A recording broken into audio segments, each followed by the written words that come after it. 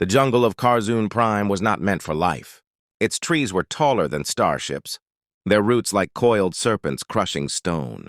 Toxic spores floated in the air like invisible ghosts, and the cries of predators echoed day and night. This planet was officially classified as a Deathworld, a place even hardened alien soldiers avoided.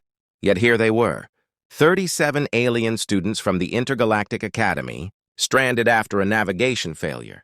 Their emergency rations had run out 3 days ago. Their survival instructors, who were supposed to monitor them, from orbit had gone silent.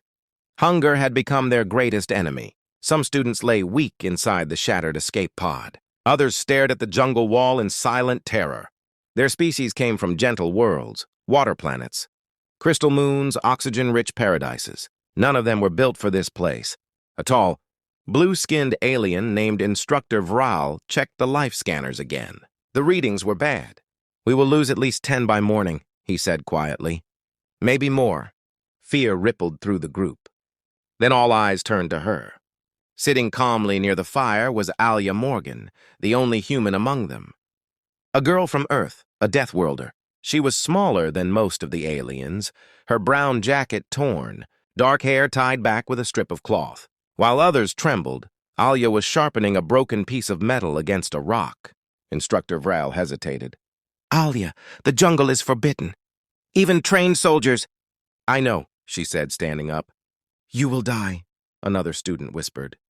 Alia slung a handmade spear over her shoulder and looked at them. Really looked.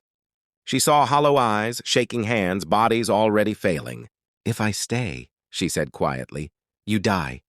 Silence fell. No human had ever volunteered to enter Karzoon's jungle alone. Not even the Academy's combat instructors dared to. But Alia only tightened her gloves. "I grew up on Earth," she added. "Compared to that, this place just wants to kill you honestly." With that, she stepped past the broken hull. The jungle swallowed her whole. Behind her, the alien students waited, not believing, not hoping, just counting the hours until death. The moment Alia crossed the jungle line, everything changed. The air burned her lungs. The ground pulsed faintly, alive beneath her boots. Something moved in the shadows. Something big. Her instincts woke up. Earth had trained her long before the Academy ever did. Earth had predators. Earth had hunger. Earth had taught humans to adapt or die. A massive insect-like creature dropped from a branch above. Alia rolled instinctively, the creature's claws missing her skull by inches. She drove her spear upward into its softer underbody. Green blood exploded across the leaves. She didn't celebrate. She didn't panic. She kept moving. Hours passed. She avoided glowing plants, followed insect trails, listened to the jungle's rhythm. Hunger gnawed at her too, but she ignored it. Then she found tracks. Large, heavy, herbivore. Food. The creature was the size of a transport vehicle, grazing near a poisonous river. Alia watched patiently, calculating wind, terrain, escape routes. She remembered her grandmother's words back on Earth. "You don't hunt with strength. You hunt with respect." Alia waited.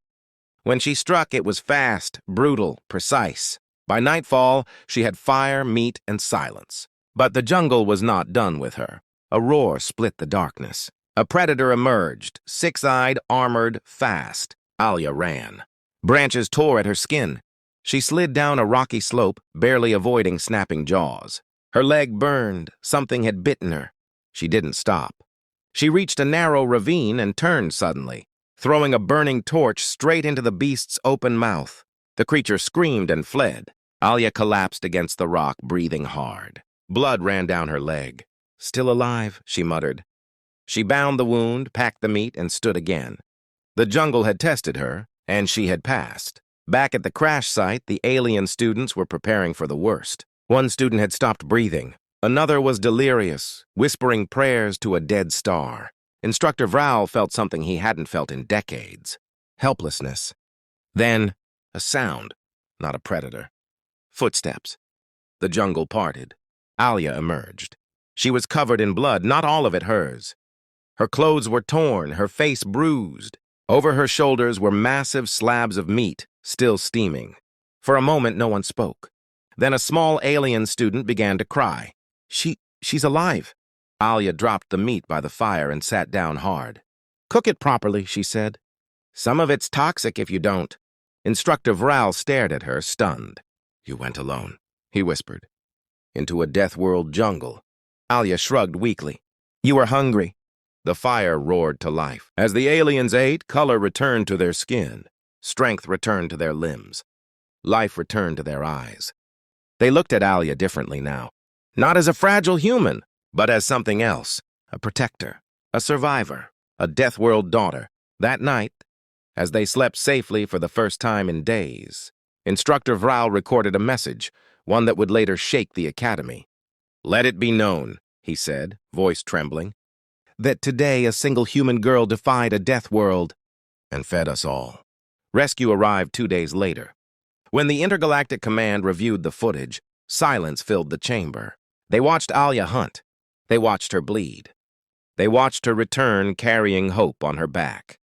One council member finally spoke. We classified humans as mid-tier endurance species.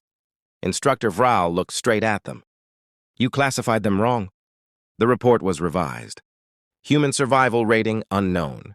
Potentially catastrophic. Back at the academy, Alia recovered quietly. She didn't seek praise. She didn't tell stories. But alien students followed her now, watched her, listened. They wanted to understand. How did you walk into death? One asked.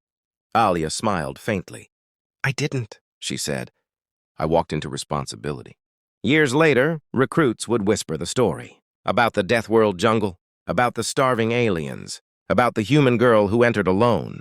Statues were built, not of soldiers or admirals, but of a small human girl holding a spear, standing between monsters and the helpless. Alia Morgan never called herself a hero, but the galaxy did. Because when hunger tried to win, humanity hunted back.